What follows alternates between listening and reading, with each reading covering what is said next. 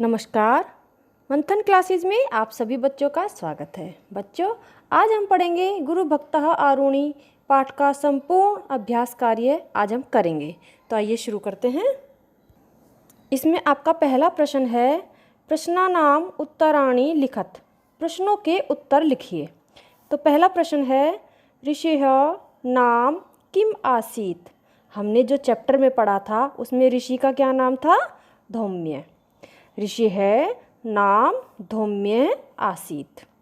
अब दूसरा क्वेश्चन, आरुणिः कीदृशः शिष्यः आसीत। जो आरुणि था वो कैसा शिष्य था? आरुणिः सौम्यः विनम्र सरल हृदयाश्च आसीत। आरुणि सौम्य, विनम्र और सरल हृदय का था, यानी कि उसका जो स्वभाव था बहुत सरल था। गुरुः आरुणिं किम आदिशत। गुरु ने आरुणि को क्या आदेश दिया? गुरुः आरुणिम आदिशत, वत्स त्वं शीघ्रं गत्वा क्षेत्रात् जलप्रवाहे बहिर्गमनात् अवरोधय। आदेश दिया, तुम शीघ्र जाकर खेत से पानी को बाहर जाने से रोको। ऐसा गुरु ने आरुणि को आदेश दिया। अब अगला क्वेश्चन, आरुण्यः गुरुः आज्ञां स्वीकृत्य कुत्र आगच्छत। आरुणि ने गुरु की आज्ञा को स्वीकार करके कहाँ गया? आरुणि गुरु की आज्ञा को स्वीकार करके कहाँ गया? आरुण्यः गुरुः आज्ञां स्वीकृत्यं क्षेत्रम आगच्छत। खेत को गया। आरुण्यः बंद स्थाने किम अकरोत्। आरुणि ने बंद के स्थान पर क्या किया? अब जब वो बार बार मिट्टी लगा रहा था, मिट्टी बह रही थी, तो आरुणि ने क्या किया? आरुण्यः बंद स्थाने निज शरीरमेव अस्थापयत। अपने शरीर को ही स्थापित कर दिया। धौम्य किमर्थ चिंतितः अभवत। धौम्य जो ऋषि था वो क्यों चिंतित हुआ? रात्रौ यदा धौम्यः छात्रेषु आरुणिं न अपश्यत। रात्रि में जब धौम्य ऋषि ने छात्रों में आरुणि को नहीं देखा, तदा सः चिंतितो अभवत, यानी कि वो बहुत चिंतित हुए। अब अगला क्वेश्चन है हमारा, रिक्त स्थानानि पूरयत। रिक्त स्थान भरिए। अब पहला क्वेश्चन है इसमें आपको कुछ ऑप्शन दिए हैं। इन ऑप्शन में से ही हमें सही शब्द भरकर ये रिक्त स्थानों की पूर्ति करनी है। क्वेश्चन है हमारा, नद्याः तटे एकः ऋषि आवसत। नदी के किनारे एक ऋषि रहता था। तो कौन ऋषि रहता था? धौम्य नाम का एक ऋषि रहता था। तो हम यहाँ पर क्या भर देंगे? धौम्यः। एक छात्रः आसीत। एक छात्र था। कौन था छात्र? आरुणिः। एक आरुणि नाम का भी वहाँ एक छात्र पढ़ता था। परम जलवेगः मृत्तिकाया न अवरुद्ध। इसमें अवरुद्ध आ जाएगा। गुरुः आज्ञां कथम भवेत। गुरु की आज्ञा कैसे हो? क्या? सफल। तो हम यहाँ पर क्या भर देंगे? सफला। आशीर्वादेन आरुण्यः विद्वान अभवत। आशीर्वाद से आरुणि विद्वान हुआ। तो किसके आशीर्वाद से विद्वान बना? गुरु की आशीर्वाद से विद्वान बना। तो हम यहाँ क्या भर देंगे? गुरुः। घटनाक्रमानुसारेण वाक्यानि संयोज्य पुनः लिखत। अब घटना के क्रम के अनुसार ये वाक्यों को हमें सीरीज में लिखने हैं, फिर से लिखने हैं, क्योंकि ये उल्टे सीधे लिखे हुए हैं। कहीं कोई लाइन लिख दी है, कहीं कोई, क्योंकि ये हमें सीरीज में लिखने, ऊपर नीचे लिखे गए हैं। ये जैसे कहानी थी हमारी, तो कहानी के अकॉर्डिंग हमें ये लाइन लिखनी है। तो इन्होंने जैसे सबसे पहले दी है, गुरुः आरुणिमा आदिशत वत्स त्वं शीघ्रं गत्वा क्षेत्रात् जलप्रवाहे बहिर्गमनात् अवरोधय। वत्स जाओ शीघ्र और खेत के जल प्रवाह को बाहर जाने से रोको। तो ये लाइन तो बीच में, कहानी के बीच में आ रही है। तो सबसे पहले हमारी ये जो 7 लाइन दी है, इनमें सबसे पहली लाइन हमारी कौन सी आनी चाहिए? धौम्यः ऋषे आश्रमस्य छात्रावासे अनेक छात्राः निवसन्ति स्म। धौम्य ऋषि के आश्रम में, छात्रावास में अनेक छात्र रहते थे। अब इसके बाद दूसरी लाइन होगी हमारी, तेषु आरुण्यः नाम शिष्यः सौम्यः विनम्रः सरलहृदयाश्च आसीत्। उनमें आरुणि नाम का एक शिष्य सौम्य, विनम्र और सरल हृदय वाला था। फिर तीसरे नंबर पे हमारी लाइन आएगी, एकदा धारासारः वृष्टिरारब्धा अभवत्। एक बार मूसलाधार वर्षा शुरू हो गई। अब फिर इसके बाद हमारी लाइन आएगी ये, जब बारिश शुरू हो गई तो फिर गुरु ने क्या आदेश दिया कि तुम शीघ्र जाओ और जल के प्रवाह को बाहर जाने से रोको। तो ये 4 नंबर पे आ जाएगी हमारी, गुरुहा आरुणिमादिशत वत्स त्वं शीघ्रं गत्वा क्षेत्रात् जल प्रवाहे बहिर्गमनात् अवरोधया।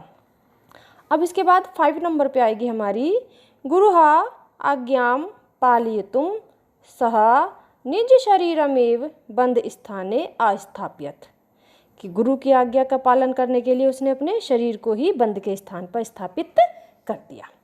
अब 6 नंबर पे आएगी हमारी ये, जब उसने अपने शरीर को स्थापित कर दिया तो रात्रि में उन्होंने, उसके बाद ये आता है कि जब वो शिष्यों में आरुणि को नहीं देखता तो वो जो ब्रह्मचारी होते हैं, वटुक होते हैं, उनसे पूछते हैं कि आरुणि कहाँ है। तो फिर ये लाइन आएगी हमारी, रात्रोहा ऋषि हा वटुकान आपृच्छत आरुणि कुत्र अस्ति। फिर हमारी लास्ट में आएगी ये, धौम्यः क्षेत्र गत्वा मृत्तिका लिप्त देहस्य निज प्रिय शिष्यस्य गुरु भक्तिम दृष्ट्वा प्रसन्नो अभवत्। धौम्या ने खेत में जाकर मिट्टी से लिपे हुए शरीर के अपने प्रिय शिष्य को देखकर, गुरु की भक्ति को देखकर प्रसन्न हो गया। अब अगला क्वेश्चन है हमारा, शब्दानां वाक्येषु प्रयोगम कुरुता। शब्दों का वाक्यों में प्रयोग कीजिए। अब इसका पहला शब्द है यदि तिहि। यदि माने होता है अगर, और तिहि माने होता है तो इसका हम वाक्य में प्रयोग कैसे करेंगे, यदि त्वं न गमिष्यसि तिहि अहम न गमिष्यामि। यदि तुम नहीं जाओगे तो मैं नहीं जाऊंगा। तो इसका हम वाक्य में ऐसे प्रयोग कर देंगे। रजनी, रजनी माने क्या होता है, रात। तो इसका हम वाक्य में ऐसे प्रयोग कर सकते हैं, दिवसो रजनियाम परिवर्तित, दिन रात में परिवर्तित हो गया। अब अगला क्वेश्चन है वटुकः। वटुकः यानी कि बहुत सारे ब्रह्मचारी। तो आश्रम में अनेक वटुकः निवसन्ति। आश्रम में बहुत सारे ब्रह्मचारी रहते थे। आदिशत, आदिशत माने आदेश दिया। गुरुहा आरुणि आहव्यत आदिशत। गुरु ने आरुणि को, आहव्यत माने बुलाने का, आदिशत माने आदेश दिया। गुरु ने आरुणि को बुलाने का आदेश दिया। अब है हमारा व्याकरण बोध। अब इसमें हम व्याकरण से संबंधित क्वेश्चन करेंगे। तो इसमें पहला क्वेश्चन है हमारा, संधि विच्छेद कुरुत। संधि विच्छेद कीजिए। तो इसका संधि हम विच्छेद करेंगे। आरुणि जो बीच में रा है वो विसर्ग में बदल जाएगा। तो आरुण्यः प्लस अपि। वृष्टिराब्ध, तो वृष्टि रा हमारा विसर्ग में बदल जाएगा और आ की मात्रा हमारी आ में बदल जाएगी। तो वृष्टिः प्लस आरब्ध। आरुणिम आहव्यत, तो आरुणिम प्लस आहव्यत। आरुणि को आहव्यत माने बुलाया। बहिर्गमनात्, तो जो रा है ऊपर ये हमारा विसर्ग में बदल जाएगा। हाँ, यहाँ पे बहिः प्लस गमनात्। अति प्लस न आसीत, ना प्लस आसीत। सरल हृदयाश्च, सरल हृदयः प्लस चा। शा जो है हमारा विसर्ग में बदल जाएगा।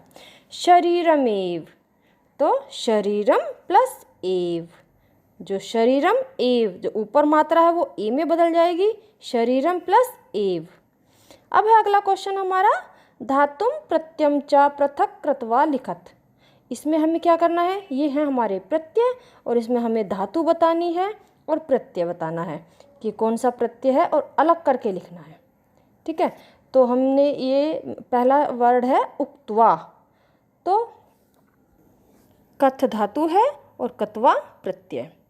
फिर अगला है हमारा दृष्ट्वा, दृष्ट धातु कत्वा प्रत्यय। क्रतुम, क्र धातु तुमुन प्रत्यय। श्रुत्वा, श्रु धातु कत्वा प्रत्यय। हत्वा, हत्वा माने मारकर, हन धातु और कत्वा प्रत्यय। गत्वा, गत्वा माने होता है जाकर, गम माने गम धातु और कत्वा प्रत्यय। भूत्वा, भूत्वा माने होकर, भू धातु और इसमें कत्वा प्रत्यय। कृत्वा, कृत्वा माने करके, तो क्री धातु और कत्वा प्रत्यय आएगा इसमें। अब है अगला क्वेश्चन आपका, पद परिचय दीयताम, पद परिचय दीजिए। अब जो ये आपके शब्द दिए हुए हैं इनका आपको पद परिचय देना है। पद परिचय क्या होता है बच्चों? जो पद होते हैं, शब्द स्वतंत्र होते हैं। हमने लिख दिया यहाँ पे अकरोथ। अब यदि इसे हम वाक्य में प्रयोग करेंगे तो ये पद बन जाएगा, ठीक है। तो पद में जब हम एक वाक्य बनाएंगे तो उसमें लिंग भी होता है, वचन भी होता है, पुरुष भी होता है, धातु भी होता है और लकार भी होता है। तो जो ये शब्द है हमें बताना है कि इसमें कौन सी धातु है, कौन सा लकार है, कौन सा वचन है और कौन सा पुरुष है। तो जैसे कि आपका शब्द है अकरोथ, तो अकरोथ में क्री धातु है, आपका लंग लकार है, वचन कौन सा है? एक वचन है और प्रथम पुरुष है। दूसरा है करिष्यामि, इसमें क्री धातु है, लिट लकार है, एक वचन है और उत्तम पुरुष है। फिर है आवदत, इसमें आवदत माने बोला, वद धातु है, लंग लकार है, एक वचन है और प्रथम पुरुष है। करोमि, करोमि माने करता हूँ, क्री धातु है, लट लकार है, एक वचन का उत्तम पुरुष है। अब है अभवत, भू धातु है, लंग लकार है, एक वचन है और प्रथम पुरुष का एक वचन है ये, ठीक है। अब अगला क्वेश्चन है आपका, विभक्तिम वचनम चा लिखत, विभक्ति और वचन लिखिए। तो जैसे कि ये शब्द है निज देहेन, निज देहेन, तो एन लगा है इसमें, यानी कि अपने शरीर के द्वारा या अपने शरीर को ही, तो इसमें तृतीय विभक्ति का एक वचन है। देहस्य, षष्ठी विभक्ति का एक वचन। वटुकान, द्वितीय विभक्ति का बहुवचन। रजनियाम, सप्तमी विभक्ति का एक वचन। मेघः, तृतीय विभक्ति का बहुवचन। तो बस बच्चों आज की वीडियो में इतना ही, अगली वीडियो में मिलते हैं। धन्यवाद।